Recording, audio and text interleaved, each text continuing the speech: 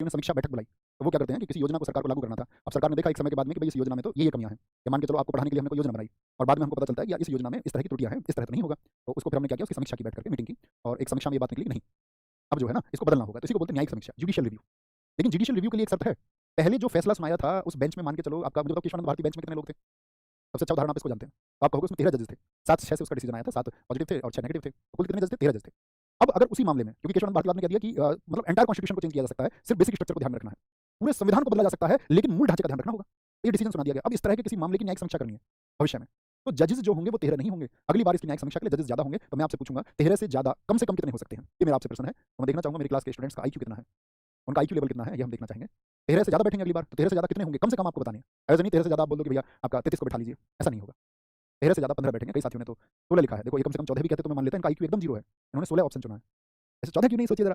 16 पे क्यों भाग गए आप?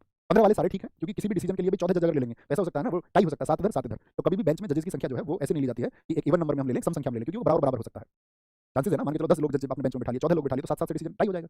16 आपने बैठा लिया 8-8 से डिसीजन टाई हो जाएगा। तो कम से कम तो 15 होंगे जो डिसीजन टाई ना हो। तो ज़्यादा से ज़्यादा क्या होगा, एक पक्ष में 8, एक पक्ष में फिर भी 7 रहेंगे। तो यानी कि पॉजिटिव के लिए 8 हो सकते हैं, नेगेटिव के लिए 8 हो सकते हैं। ओके, एक साथी ने तो ये कह दिया है क्योंकि उसको मैंने बताया हुआ ना कि जब नहीं पता हो तो नहीं पता है बोलना है, उसने नहीं पता है बोल दिया। इसमें नहीं पता है जैसी चीज़ नहीं थी साथी, ठीक है? इसमें नहीं पता है जैसी चीज़ नहीं थी। कोई दिक्कत? कोई दिक्कत, कोई परेशानी? ठीक है? अगली एक बात लिखेंगे। सुप्रीम कोर्ट के पास और क्या क्षेत्राधिकार है? ये तो कोर्ट ऑफ रिकॉर्ड हो गया। सुप्रीम कोर्ट के पास एक क्षेत्राधिकार है। Introducing Rupee Bank. उन्होंने कह दिया कि भाई अब तो इस तरह से होगा कि अब तो सबके घर पर यूपी में बुलडोजर चलाया जाएगा। कोई स्टेटमेंट दे दिया, चाहे अपराधी हो कोई ना हो। तो अब इसके खिलाफ सब कहाँ पर जाएंगे? या मान के चलो अब ये बोल दिया गया कि समाजवादी सरकार ने आपका किसी तरह से किसी भी गवर्नमेंट को आप मान लीजिए, समाजवादी गवर्नमेंट ने ये कह दिया कि भाई अब सबके घर पर साइकिल चलेगी। सबके घर पर, सबकी छत पर भी साइकिल चलाएंगे हम लोग आकर के। तो कुछ ऐसा डिसीजन आ गया जो विधि संगत नहीं है, यानी कि संवैधानिक रूप से सही नहीं है। तो क्या होगा? भैया यूपी में 2 हाई कोर्ट हैं। नहीं, हाई कोर्ट नहीं होते हैं 2 कभी भी। एक स्टेट में एक हाई कोर्ट होता है। जो लखनऊ में वो बेंच होती है, वो उसकी हेल्प के लिए होती है। जब हम हाई कोर्ट पढ़ेंगे तब आपको पढ़ाएंगे। हाँ? क्या-क्या तुमने अपने दिमाग में भूसा भर रखा है? Check the constitutionality. वो आधार है या नहीं है? तो अब कैसे पता चलेगा कि भाई न्यायिक समीक्षा करें तभी तो कि भाई किसी डिसीजन को जीरो कैसे किया जा सकता है, उसको इनवैलिड कैसे किया जाएगा, विधि शून्य कैसे किया जा सकता है? तो विधि शून्य करने के लिए तरीका क्या है कि किसी ने कोई लॉ बनाया आपका, उसको देखेगा सुप्रीम कोर्ट की भाई ये जो लॉ बनाया ये ठीक है या नहीं है। कोई संविधान संशोधन कर दिया अपनी मर्जी से, ऐसा थोड़ी कुछ भी संविधान संशोधन कर देंगे, क्या देखेगा सुप्रीम कोर्ट बताओ? संविधान संशोधन किया जा सकता है हाँ या ना? आप कहोगे हाँ, केशवानंद भारतीवाद में भी आपने हमको बताया था कि संपूर्ण संविधान को बदला जा सकता है।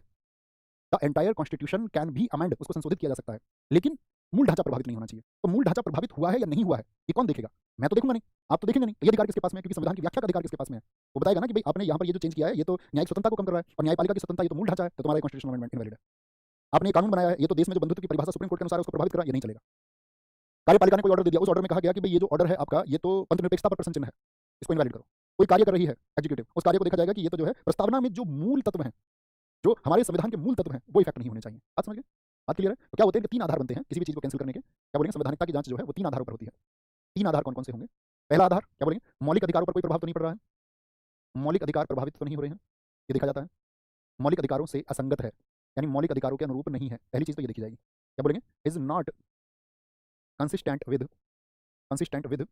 विद फंडामेंटल राइट्स, इनके अनुरूप नहीं है। दूसरी चीज़ क्या बोला गया? संविधान के अनुरूप नहीं है। अब आप कहेंगे मौलिक अधिकार तो ये खुद संविधान के अंतर्गत आ जाते हैं, तो फिर इसको अलग से क्यों रखा गया है? क्योंकि मौलिक अधिकारों के लिए साफ-साफ शब्द लिख दिया गया, वो व्यापक विषय है इसलिए उसको अलग किया गया। संविधान के अनुरूप नहीं है। Not according to constitution. English में जब मैं लिखता हूँ घिसा पिटा सा आता है, समझ तुम्हें नहीं आता? हम सब करके बताओ। एक बार ऐसा बताना कितने अपनी क्लास में पोल क्रिएट करो, हिंदी और इंग्लिश लिख के। एक बार उस पे क्लिक करना, आप कौन सी लैंग्वेज को लिखते हैं अपने व्यक्ति या संस्था ने बनाया है जिसकी सक्षमता से बाहर है, यानी जिसके वो बस की नहीं था वो कानून बनाना, जिसकी सक्षमता से बाहर है, जिसके क्षेत्र से बाहर हो, उसका वो क्षेत्र नहीं था, बियॉन्ड द कॉम्पिटेंस बोलते हैं इसको। Beyond the basic structure should not be changed या शुड नॉट बी अफेक्टेड, वो बदला नहीं जाना चाहिए। अब इसी चीज़ से बहुत विवाद पैदा हुआ, देखना दोनों चीज़ों को कंपैरिजन करना। तो यहाँ पर अधिकार मिल गया संसद को, किसको? संसद को। और केशवानंद भारतीवाद में कितने लोगों ने नेगेटिव डिसीजन दिया था?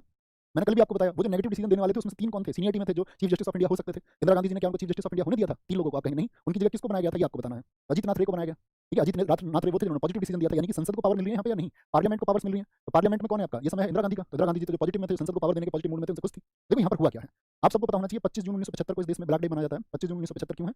इसको संविधान का काला दिवस बोलते हैं, क्योंकि इस दिन क्या चला था? आपको इमरजेंसी लगी देश में। इमरजेंसी लगी। और देखो अगर आप एक जागरूक छात्र हैं तो आप कभी पार्टी पक्ष के विशेष के होकर के चीज़ों को सीखने में मत रखना। आप एक पार्टी पक्ष के हो सकते हैं व्यक्ति, लेकिन जब आप चीज़ों को सीखें तो पार्टी पक्ष के विशेष में होकर के ना सीखें। नहीं मैं तो कांग्रेस में, इंदिरा गांधी जी ऐसा नहीं कर सकती, नरेंद्र मोदी ऐसा नहीं कर सकते। तो सबके अपने राजनीतिक फायदे हैं। जनता जनता है, नेता नेता है, ये अंतर आपको समझना ही होगा, है ना? तो 25 जून 1975 यहाँ पे एक बात समझना क्या हुआ था। अब इंदिरा गांधी जी ने इस टाइम पे एक तो नोट करना 38वां कॉन्स्टिट्यूशनल अमेंडमेंट 1975। इसमें क्या कहा गया था? आपातकाल की न्यायिक समीक्षा नहीं होगी। आपातकाल की न्यायिक समीक्षा नहीं होगी, इंदिरा गांधी जी ने बोला, और ये पारित करा लिया। न्यायिक समीक्षा नहीं होगी। देखो इंदिरा गांधी जी कैसे थोपेंगी अब चीज़ों को। इमरजेंसी इन्होंने लगाई, ऐसा हो सकता था ना, इनको भी पता था कि इमरजेंसी कभी ना कभी तो हटेगी। कभी हटेगी तो ऐसा भी हो सकता है जनता का आक्रोश और जनता सरकार को बदल दे, और जनता सरकार को बदलेगी तो कल को इस आपातकाल की जांच हो सकती है। ठीक है, सुप्रीम कोर्ट कोई भी डिसीजन सुना सकता है। तो उन्होंने बोल दिया कि आपातकाल की न्यायिक समीक्षा ही नहीं हो सकती, यानी कि जो इमरजेंसी है उसको जुडिशियली रिव्यू नहीं किया जा सकता। पहली चीज तो ये की उन्होंने अपना बचाव करिए, यस और नो। अगला ही संविधान संशोधन किया 39वां कॉन्स्टिट्यूशनल अमेंडमेंट 1975। इसमें कहा गया कि राष्ट्रपति जो प्रेसिडेंट है, वाइस प्रेसिडेंट है यानी कि उपराष्ट्रपति है, राष्ट्रपति हो चाहे उपराष्ट्रपति हो चाहे पीएम हो चाहे लोकसभा के अध्यक्ष हो, लोकसभा अध्यक्ष हो, इनका जो चुनाव हुआ है इनके चुनाव की न्यायिक समीक्षा नहीं होगी, चुनाव की न्यायिक समीक्षा नहीं होगी। यानी इंदिरा गांधी जी मैंने बताया था सीट हार चुकी थी, मशीनरी का प्रयोग करके उन्होंने अपनी जीत घोषित दिखाई, न्यायिक समीक्षा नहीं होगी। डिसीजन आना था दरअसल में उसके ऊपर। एक बचाव ये कर लिया कि भाई कभी आपातकाल हटेगा तो जो आपका जो पीएम है, पीएम की जो चुनाव हुआ है उसकी जुडिशियल रिव्यू आप उसको नहीं कर सकते। बात समझ रहे हैं? थम्स अप करके मुझे बताओ कि अपना बचाव करिए, हाँ या ना, अपना बचाव करिए। ये बात समझ पा रहे हैं नहीं समझ पा रहे हैं? तीसरी चीज क्या होगी? तीसरी चीज इन्होंने की यहाँ पर 42वां कॉन्स्टिट्यूशनल अमेंडमेंट 1976। इसमें तो चीजों को बदल दिया। अब ये भी तो हुआ कि भाई मान के चलो गवर्नमेंट आके इसको बोल दे आपातकाल की, गवर्नमेंट आके इसको बोल दे अगली वाली। अब गवर्नमेंट कल को आके जब नई सरकार बदलेगी तो ये भी तो कह सकती है जो ये संविधान संशोधन हुए हैं यही गलत है। सुप्रीम कोर्ट कल को इन संविधान संशोधन पर भी तो बोल सकता है। तो साथ में कहा कि जो भी संविधान संशोधन हुआ है, संविधान संशोधन हुआ है उसकी न्यायिक समीक्षा नहीं होगी। चारों तरफ से खुद को सेव कर लिया या नहीं किया? न्यायिक समीक्षा नहीं होगी, न्यायिक समीक्षा नहीं होगी, मतलब उसको भी जुडिशियली रिव्यू नहीं किया जाएगा। Emergency cantt B judicially reviewed, the election of president, vice president, prime minister and speaker will not be judicially reviewed. अपने आप को बचा लिया। तो यहाँ तक की बात में देख रहे हो इंदिरा गांधी जी कितना दिमाग लगा रही है, लेकिन हुआ क्या? इंदिरा गांधी जी हार गई चुनाव, अगली सरकार आई, अगली सरकार ने आकर के सबसे पहले इसको बनाया। ठीक है, इसको बनाया उन्होंने, क्या बोला आपका 43वें में, याद रख लेना, कभी भी पूछा जाए आपातकाल की न्यायिक समीक्षा हो सकती है या नहीं हो सकती, तो इसको जो वापस किया गया था, ये शक्ति वापस दी गई थी, ये दी गई थी आपका 43वें कॉन्स्टिट्यूशनल अमेंडमेंट से। चुनाव की जो शक्ति वापस की गई थी ये की गई थी 44वें कॉन्स्टिट्यूशनल अमेंडमेंट से। बताओ 44वां संविधान संशोधन कब हुआ था? सरकार बदली, मोरारजी देसाई की सरकार आई, उन्होंने कहा नहीं ये चुनाव की समीक्षा हो सकती है, क्योंकि उनको तो इंदिरा गांधी जी के खिलाफ जांच करवानी थी, आपातकाल की न्यायिक समीक्षा हो सकती है। लेकिन ये नहीं कहा उन्होंने, क्योंकि इस सरकार को भी तो बहुत सारे संविधान संशोधन करने थे, तो ये तो अगली सरकार के विपक्ष की बात थी, ये इंदिरा गांधी जी के खिलाफ बातें थी, ये थी तो इंदिरा गांधी जी के खिलाफ, लेकिन इसमें अगली सरकार का महत्व भी छुपा हुआ था। भाई हम भी कल को कोई संविधान संशोधन अपनी मर्जी से कर पाएंगे। तो इस संविधान संशोधन की न्यायिक समीक्षा को बाद में सुप्रीम कोर्ट ने खुद काट दिया। क्या बोला गया? क्योंकि उन्होंने कह दिया, सुप्रीम कोर्ट ने क्या कहा, सुप्रीम कोर्ट ने केस हुआ मिनर्वा मिल्स केस, उन्होंने कह दिया कि संविधान जो संशोधन हो रहा है ना, ये तो न्यायपालिका की स्वतंत्रता का विषय है। और न्यायपालिका की स्वतंत्रता क्या बताया था मैंने कल आपको, कि वो मूल ढांचे में आता है हाँ या ना, आता है कि नहीं आता है, ये आपको बताना है। तो आप कहेंगे जी भैया आता है, मूल ढांचे के अंतर्गत आता है, यानी कि इसको तो बदला ही नहीं जा सकता। तो ये जो वापस हुई शक्ति याद रख लेना, आगे लिखते हैं, ये जो शक्ति वापस हुई आपका, यहाँ पे लिखना है case 1980, Minerva mills case, case 1980। इसमें क्या कहा गया था? इसमें कहा गया था प्यारे साथी आपका न्यायपालिका की स्वतंत्रता और न्यायिक समीक्षा दोनों चीजों को कह दिया गया। जो न्यायपालिका की स्वतंत्रता है यानी कि इंडिपेंडेंस ऑफ जुडिशरी, न्यायपालिका की स्वतंत्रता, और साथ में एक जुडिशियल रिव्यू जो है आपका न्यायिक समीक्षा judicial review, independence of judiciary, इन दोनों चीजों को क्या बोल दिया गया? इंडिपेंडेंस ऑफ जुडिशरी सकती है या नहीं की जा सकती? आप कहेंगे जी हाँ, यानी कि आपका संविधान संशोधन की न्यायिक समीक्षा की जा सकती है। ये जो अगर मूल ढांचा प्रभावित हो रहा है किसी चीज से, न्यायिक समीक्षा तो होगी, इसी चीज के लिए तो न्यायिक समीक्षा की जाती है। बहुत बढ़िया, आगे चले जाइए यार, इनको तुम ब्लॉक क्यों नहीं करते? जैसे आप पीड़ित हैं किसी मामले में और आपकी सुनवाई भी नहीं हो रही, आपकी सुनवाई, आपने कोई आप याचिका भी आपने दायर नहीं की ना, आपने कोई केस किया है, कुछ नहीं किया है, तो आपके मामले की सुनवाई होगी या नहीं होगी? यानी आपके साथ कोई क्राइम घट हो गया और आपके साथ कोई घटना हो गई, और आपके साथ घटना होने के बाद में भी आपने उसके लिए कोई रिपोर्ट नहीं लिखाई, कहीं आप नहीं गए, कोई प्रार्थना पत्र आपने कहीं पर नहीं दिया, तो क्या कार्रवाई होगी? तो आप कहोगे पहली बात तो यह है कि इसको बोलते हैं लोकस स्टैंडी का सिद्धांत। लोकस स्टैंडी का सिद्धांत ये कहता है कि जो पीड़ित है, जो विक्टिम है, जो शिकार हुआ है, उसको अपनी याचिका देनी पड़ेगी, यानी उसको एफआईआर करनी पड़ेगी या अन्य किसी ट्रिब्यूनल में या कहीं भी जाकर अपनी शिकायत देनी पड़ेगी। पीड़ित नहीं दे तो उसका परिवार दे, पीड़ित ना दे तो उसका परिवार उसको दे, लोकस स्टैंडी का सिद्धांत है। लेकिन आपको ये बात याद रख लेनी है, अगर कोई भी ना दे और सुप्रीम कोर्ट को खुद लगता है कि हाँ कोई ऐसा मामला घटित हो गया है और इस मामले में कोई आपका केस भी दर्ज नहीं हुआ है, किसी प्रकार की कोई कार्रवाई नहीं है, तो सुप्रीम कोर्ट खुद इनिशिएट ले लेता है, खुद वो देख लेगा कार्यपालिका ये गड़बड़ करिए, वैसा कोई शिकायत करे या ना करे, विधायिका ये गड़बड़ करिए, कोई शिकायत करे या ना करे, खुद इनिशिएट ले देना। इसको क्या बोलते हैं? सक्रियतावाद, कि जुडिशरी हमारी एक्टिव होगी ताकि न्याय सब तक पहुंचे, तो इसको बोलते हैं क्या बोलोगे? न्यायिक सक्रियतावाद। समझ गए? इसका मतलब क्या है? सुप्रीम कोर्ट खुद कार्यवाही जब शुरू करे, सुप्रीम कोर्ट खुद कार्यवाही शुरू करे। दोनों में अंतर क्या है? आप समझ गए होंगे इस बात को कि भाई न्यायिक समीक्षा तो ये है कि पहले से कुछ है उसकी समीक्षा हो रही है, सक्रियतावाद का मतलब है सुप्रीम कोर्ट खुद इनिशिएट लेकर के किसी चीज को शुरू कर रहा है कि हाँ ये मामला सुना जाना चाहिए, ऐसा कोई शिकायत है या नहीं है, कोई देश में बड़ी घटना हो गई, आपका मान के चलो कोई रेप केस हो गया या कोई ऐसा कोई आपका देश के महत्व का कोई प्रश्न है, उस पर संबंधित कोई बात हो गया, तो सुप्रीम कोर्ट खुद इनिशिएट ले लिया। बात क्लियर है? इतनी सी बात में कोई दिक्कत? अगली बात आती है हमारी, एक शब्द आप अक्सर सुनते होंगे, जनहित याचिका। जनहित याचिका क्या है? यह संविधान में है क्या? नहीं, संविधान में नहीं है कहीं भी, नॉट डिस्कस्ड इन कॉन्स्टिट्यूशन, संविधान में वर्णित नहीं है, नॉट डिस्कस्ड इन कॉन्स्टिट्यूशन। इसका फिर जन्म कहाँ से हो गया, कहाँ से शब्द आ गया? इसका जन्म सुप्रीम कोर्ट के निर्णयों से हुआ है, सुप्रीम कोर्ट के निर्णय से। भाई जो चीज़ें संविधान में नहीं है तो उसमें क्या है? फिर मैंने कहा था आधार किसको माना जाता है? सुप्रीम कोर्ट से। तो इसका जो बर्थ हुआ है वो कहाँ से हुआ है? सुप्रीम कोर्ट के डिसीजन से हुआ है।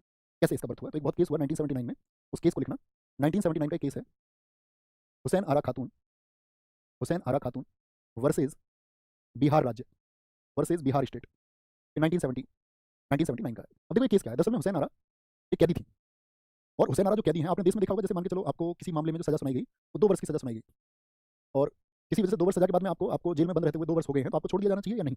हाँ या ना? आपकी कॉमन समझ क्या कहती है? आपके बिल्कुल छोड़ दिया जाना चाहिए, 2 वर्ष की सजा हुई और आप सजा काट चुके, तो आपको रिहा कर देना चाहिए। लेकिन हमारे देश में आप देखोगे कि उस समय की बात बता रहा हूँ आपको, 1979 की 40,000 ऐसे कैदी थे, इस केस में यही बात की गई कि 40,000 ऐसे आपका जो बंदी थे जिनकी सजा पूरी हो चुकी थी लेकिन रिहा नहीं हुए थे। किसी को 10 दिन ज़्यादा हो गए थे, किसी को 6 महीने ज़्यादा हो गए, किसी के परिवार में कोई नहीं था एक्टिव करने के लिए रिहाई के कागज भी कोई बनवाए, तो किसी को 1 वर्ष ज़्यादा हो चुका था, किसी को 2 वर्ष ज़्यादा हो चुके थे सजा काटने के अलावा, तो वो जो अतिरिक्त सजा ही तो भुगत रहे हैं वो, किसी को 4 वर्ष हो चुके थे, किसी को 6 वर्ष हो चुके थे, तो 40,000 ऐसे कैदी थे तो हुसैन आरा उन्हीं में से एक कैदी हैं। तो हुसैन आरा की तरफ से एक यहाँ पे एक एडवोकेट थी, एक वकील थी। उनका वकील का एडवोकेट का नाम है आपका क्या बोलेंगे, कपिला हिंगोरानी। इन्होंने एक याचिका दायर की, कपिला हिंगोरानी सुप्रीम कोर्ट में एक याचिका लेके गई और उस समय पर जज थे आपके कौन, पी.एन. भगवती। जज कौन थे वहाँ पे, पी.एन. भगवती सुप्रीम कोर्ट में। तो एक याचिका दायर किया। देखो इस बात को समझो, याचिका क्या है। मैंने कहा कि एक विक्टिम होना चाहिए, जैसे आप शिकार हुए किसी अपराध के, एक्स वाई जी कोई भी अपराध था, तो आप शिकार हुए तो या तो आप खुद यानी कि जो पीड़ित व्यक्ति है, या तो पीड़ित व्यक्ति एक केस फाइल करेगा, यानी हुसैन आरा करती हैं तो, या इनका परिवार करता, संबंधी करते, यही तो स्थिति होगी। तो अभी तक क्या होता था 1979 तक, या तो आप तो खुद या आपके कोई फैमिली मेंबर है, आपका क्लोज रिलेटिव है, फ्रेंड है, कोई भी है, वो आपके लिए पहल कर सकता था। लेकिन देखो कपिला हिंगोरानी ना तो कैदी थी, ना इनकी फैमिली मेंबर थी, ना इनकी कोई फ्रेंड थी, कोई भी नहीं थी, इनसे किसी प्रकार का कोई रिलेशन नहीं था। तो ये कौन थी, थर्ड पर्सन थी। तो जब थर्ड पर्सन आपके मुकदमे को लेकर के, आपके किसी केस को लेकर के सुप्रीम कोर्ट में कुछ भी दायर करता है, उसी को बोलते हैं लिटिगेशन, यानी कि याचिका। याचिका किसके द्वारा दायर की जाती है, सारे लोग लिखे थर्ड पर्सन के द्वारा। हम सब करके बताओ, मेरी बात क्लियर है इसमें, ना तो मतलब मैं किसी चीज़ के लिए पीड़ित हूँ, तो जरूरी नहीं है कि मैं ही हूँ या मेरा कोई क्लोज रिलेटिव हो, वो थर्ड पर्सन भी कोई कह सकता है। लेकिन जब सुप्रीम कोर्ट में इसको जाया गया तो पी.एन. भगवती ने इसको एक्सेप्ट किया, इसलिए इनको बोलते हैं पीआईएल के जनक, father of public interest litigation. तो पब्लिक इंटरेस्ट लिटिगेशन कब कहलाएगी, लोकहितवाद कब कहलाएगा, जब किसी एक व्यक्ति का हित नहीं जुड़ा हुआ हो, लोक अर्थात जनता का हित उसमें जुड़ा हुआ हो। क्योंकि यहाँ पर हित कितने लोगों का जुड़ा हुआ है, 40,000, यानी कि ग्रुप के हित जुड़े हुए हैं। उसके लिए कोई थर्ड पर्सन कोर्ट में जाकर के लिटिगेशन दायर कर सकता है, याचिका दायर कर सकता है, और इसी याचिका को जनहित याचिका कहते हैं। जैसे बंधुआ मजदूरी, किसी ने देखा कि इस देश में बंधुआ मजदूरों की ये हाल है, तो बंधुआ मजदूरी के लिए किसी ने बोल दिया, या किसी ने देखा कि भाई यहाँ पर तो इतने लोगों का शोषण हो रहा है, महिलाओं का इन फैक्ट्रियों में शोषण हो रहा है, थर्ड पर्सन गया अपने कोर्ट में बोला, कोर्ट ने उसको देखा कि हाँ यार ये तो जनता के हित से संबंधित है, उसको कोई डिसीजन दे दिया, प्रत्येक क्लास आज 4 बजे तक कर देना, नहीं तो मम्मी खेत में ले जाएंगी। ये सही है, बहुत बढ़िया देती है। अब जनरल क्वेश्चन नहीं पूछती, जनरल भी पूछेगा, स्टेटमेंट के भी पूछेगा। मेंस में देखा सीजीएल में इस बार मूल क्षेत्राधिकार भारत सरकार, एक या अधिक राज्यों अथवा भारत सरकार और एक और कोई राज्य, या दूसरी ओर एक से अधिक राज्यों अथवा दो से दो अधिक राज्यों के बीच में बिल्कुल हो सकता है। भारत के खिलाफ कोई राज्य और राज्य एक से अधिक हो, सबके मामले में होगा, सभी के मामले में। अपीलीय क्षेत्राधिकार तब विस्तारित होता है जब संघ या राज्य कुछ विवाद में एक पक्ष में होते हैं और अन्य राज्य दूसरे पक्ष में होता है। नहीं, अपीलीय क्षेत्राधिकार ये गलत बात है, वो तो मूल क्षेत्राधिकार होता है। मूल क्षेत्राधिकार में होता है राज्य और जो आपका राज्य या भारत के खिलाफ में हो। संविधान के अनुच्छेद 129 और 142 के तहत सर्वोच्च न्यायालय के आदेश के मानने के लिए दंडित करने की शक्ति प्रदान की। जी हाँ, 142 में वो कोई भी आदेश जारी कर सकता है और 129 में उसको कोर्ट ऑफ रिकॉर्ड कहा गया है। ठीक है, अभी तक अंतर्राष्ट्रीय वाणिज्यिक मध्यस्थता सर्वोच्च न्यायालय में शुरू नहीं की जा सकती है, बिल्कुल की जा सकती है। ठीक है, अंतर्राष्ट्रीय मामले और क्या आपका हाईकोर्ट में शुरू होंगे, तो पूछिए सर्विस का है। न्यायालय में कोई सत्र या सेशन चालू रखने के लिए सर्वोच्च न्यायालय के न्यायाधीशों की गणपूर्ति अपर्याप्त हो तो हाँ, अगर भी संख्या नहीं है, कोरम यही तो बताया मैंने, 1+33 नहीं है, तो तदर्थ न्यायाधीश नियुक्त किए जा सकते हैं, एकदम तो ठीक है। सर्वोच्च न्यायालय के तदर्थ न्यायाधीश की नियुक्ति से पहले भारत के मुख्य न्यायाधीश से संबंधित उच्च न्यायालय के मुख्य न्यायाधीश से और भारत के मुख्य न्यायाधीश से विचार विमर्श करना जरूरी है, एकदम से ठीक है। तदर्थ न्यायाधीश की नियुक्ति के लिए राष्ट्रपति की पूर्व सम्मति अनिवार्य नहीं है, गलत बात है, बिल्कुल अनिवार्य है। मैंने क्या कहा, उसका तो साथ ही आपका एक प्रायर कंसेंट चाहिए उसका। सर्वोच्च न्यायालय की बैठक करते समय सर्वोच्च न्यायालय के तदर्थ न्यायाधीशों को सर्वोच्च न्यायालय के न्यायाधीशों की सभी शक्तियां, जब न्यायाधीश हो गए सभी शक्तियां प्राप्त होंगी एबीडी के न्यायमूर्ति द्वारा, यानी चीफ जस्टिस ऑफ इंडिया। उच्चतम न्यायालय से सेवानिवृत्त, यानी कि जो आपका आर्टिकल 128 बताया मैंने, बैठने और कार्य करने हेतु बुलाया जा सकता है, एकदम ठीक है। भारत के किसी भी उच्च न्यायालय को अपने निर्णय के पुनर्वलोकन की शक्ति प्राप्त नहीं भैया। न्यायिक समीक्षा का अधिकार किसको है, सिर्फ और सिर्फ सुप्रीम कोर्ट करेगा ना, क्योंकि संविधान की व्याख्या का अधिकार किसको है, ओनली सुप्रीम कोर्ट को। तो कौन सा सही है, एक सही है। लिखित में से कौन शामिल है बताओ, भारत सरकार और एक या अधिक राज्यों के बीच विवाद, बिल्कुल शामिल होगा। ठीक है, एकदम शामिल होगा। संसद किसी भी सदन या राज्य के विधानमंडल, चुनाव का कोई मतलब नहीं इसमें। भारत सरकार और केंद्र शासित प्रदेश नहीं भैया, राज्य की बात मैंने बताई थी। दो या अधिक राज्यों के बीच में हो सकता है, राज्य हो सकता है, राज्य वर्सेस राज्य में, इधर दो राज्य हो सकते हैं, उधर राज्य हो सकते हैं, दो सही नहीं है। भारत सरकार एवं एक या अधिक राज्यों के मध्य विवाद ये है या नहीं है, आप बताओ, बिल्कुल है। दो या अधिक राज्यों के मध्य विवाद बिल्कुल हो सकता है। भारतीय संविधान अनुच्छेद 32 मौलिक अधिकार को प्रबंधन से संबंधित सर्वोच्च न्यायालय को व्यापक मूल क्षेत्राधिकार प्रदान करता है। हाँ जी, व्यापक मूल क्षेत्र अधिकार प्रदान करता है। ठीक है, वाइड ओरिजिनल जुरिडिक्शन, ठीक है, एकदम सही, बिल्कुल होगा। सर्वोच्च न्यायालय के पास सभी न्यायालयों ने अधिकरण पर एक विशिष्ट मूल क्षेत्राधिकार पर नहीं, सभी न्यायालयों पर नहीं है, इस पर है सिर्फ 3 केसेस मैंने बताया। उसके अलावा क्या होते हैं वो आपका एक तो ऑब्सोल्यूट मैंने आपको बताया था, दूसरे कौन सा कॉन्करेंट मौलिक सिद्धांतों को पढ़ाता। तो ये कहा गया था आपका मिनरवा मिल्स में दो ही बात है। आज हमने इस क्वेश्चन को क्यों लिया, ये पुराना क्वेश्चन है, याद करिए, जो हमने पढ़ा था इसको, मौलिक अधिकारों को, डीपीएसपी को। तो मिनरवा मिल्स में दो बातें की गई कि एक तो जो हमारा संविधान संशोधन का हम कर रहे हैं, यानी कि जो भी आपका न्यायिक समीक्षा है, वो न्यायिक समीक्षा हो या न्यायपालिका की स्वतंत्रता हो, वो क्या है, वो बेसिक स्ट्रक्चर है, मूल ढांचा है। और दूसरी बात की गई है कि क्या आपका कि ये फंडामेंटल राइट्स और डीपीएसपी के बीच का संतुलन, यही संविधान है। संविधान का ध्यान किस चीज का रखना है कि मौलिक अधिकार और डीपीएसपी इनका संतुलन बना रहे, यही संविधान है, ये कहा था इसने। ठीक है।